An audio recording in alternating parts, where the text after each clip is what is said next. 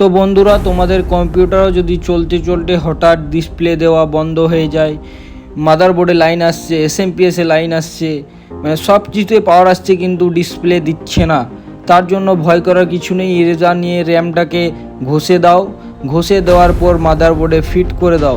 ওই যে বিট বা চিপগুলো আছে সেই বিটগুলোতে ইরেজার দিয়ে ঘষা দিলেই দেখবে র্যামটা ঠিকঠাক কাজ করবে।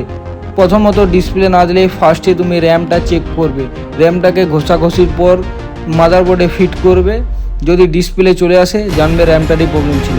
র্যামের প্রবলেম কারণ বলছি, যদি কম্পিউটার চলাকালীন র্যামের মধ্যে একটা হিটিং হয় যার ফলে কার্বন জমে যায়, তার জন্য র্যামটা একটু ডিস্টার্ব করে, তাই সেটাকে ইরেজার দিয়ে ঘষে মাদারবোর্ডে ফিটিং করলেই দেখবে আবার ডিসপ্লে দেওয়া শুরু হয়ে যাবে। যেভাবে আমি করলাম দেখো বন্ধুরা, দেখতেই পাবে আমি র্যামটাকে ইরেজার দিয়ে ঘষে দিয়েছি।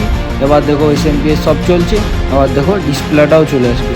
তো ভয় করার কিচ্ছু নেই, এটা সামান্য একটু প্রবলেম, সেটাকে ইরেজার দিয়ে ঘষা দিলেই ঠিক হয়ে যাবে। তো চলে এসছে। এবার যদি ভিডিওটা হেল্পফুল লাগে তাহলে লাইক কমেন্ট শেয়ার করবে, আর কিছু যদি কম্পিউটার প্রবলেম হয় তো কমেন্টে বক্সে জানাবে। ধন্যবাদ।